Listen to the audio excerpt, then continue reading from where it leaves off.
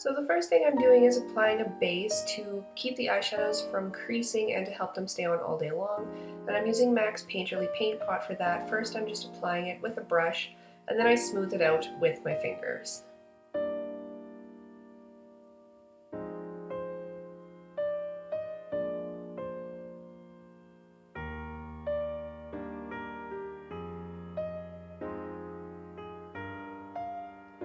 Then I'm taking MAC's Slate Eye Pencil.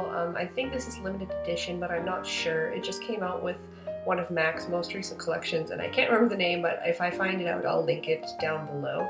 But basically what I'm doing with this pencil is I'm drawing it along my upper lash line and kind of building a winged liner with it, and it doesn't have to be perfect or precise or even or anything like that because we are going to blend it out with a brush. Right now we're just trying to get the general shape down. And then I'm taking a Real Techniques accent brush and I'm just going to use that to basically blur out that pencil. I don't want it to be super precise or anything like that. I want it to actually be really hazy and smoky and blown out. This whole look I want it to be really kind of slept in and soft and nothing really precise whatsoever, so it's going to be a lot of blending and like smoking everything out for this look. And then I'm taking the same pencil and just bringing it along the lower lash line and then smudging that out as well with the same accent brush.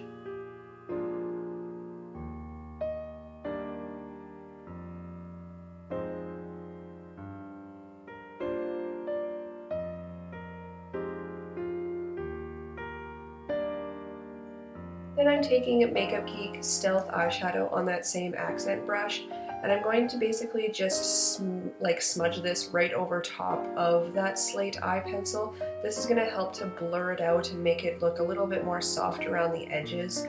And then I'm taking a really tiny blending brush from Sigma, and I'm just going to basically run that really messily over top of the whole thing just to really soften it and blow it out so there's no super harsh lines and it keeps everything really smoky.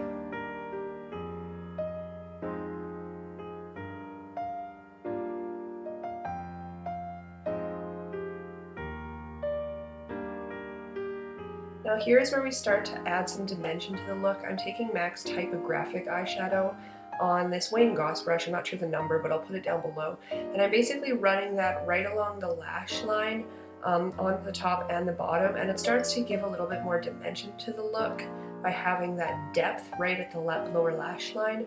This is basically just a really dark gray.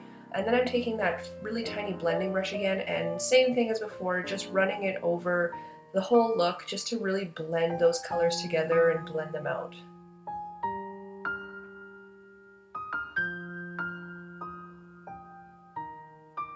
And then for even more dimension, I am taking a matte deep dark black on that same Wayne Goss brush and pushing that right into the lash line as close as you possibly can. And as you can see, it starts to really build up and build that intensity near the lashes, and it starts to look really blown out and kind of slept in, which is what we're going for, like I said. And then once again, I am taking that teeny tiny blending brush and I'm just smudging everything out one more time.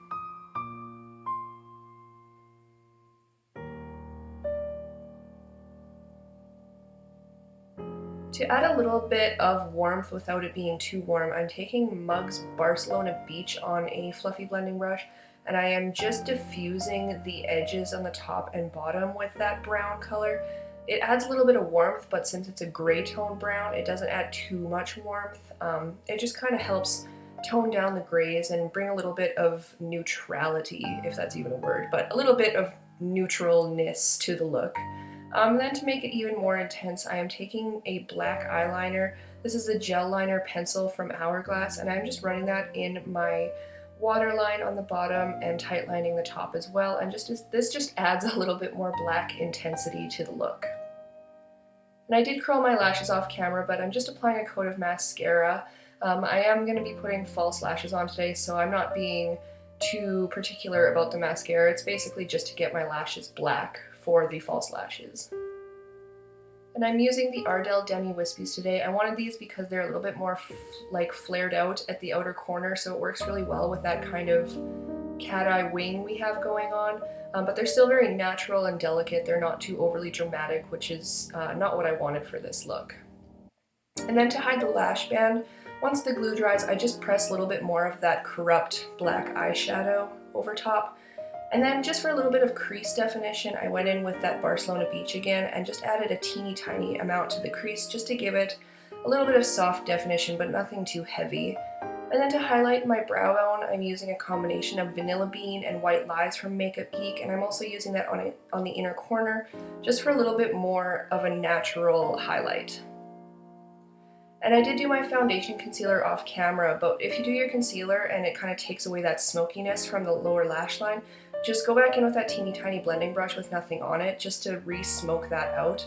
And then the same brush that had Barcelona Beach just to add a little bit more soft blending to it. And then just add mascara to your lower lashes and the look is complete. So that is the finished look. I hope you guys really like it. I was really inspired by the 50 Shades of Grey movie that's coming out on Valentine's Day. So this is the look I came up with. I hope you guys really like it. It's something very dramatic but still really subtle at the same time. It's very slept in, it's very sultry and sexy, and it just really reminded me of the movie. So I hope you guys like it and thank you for watching.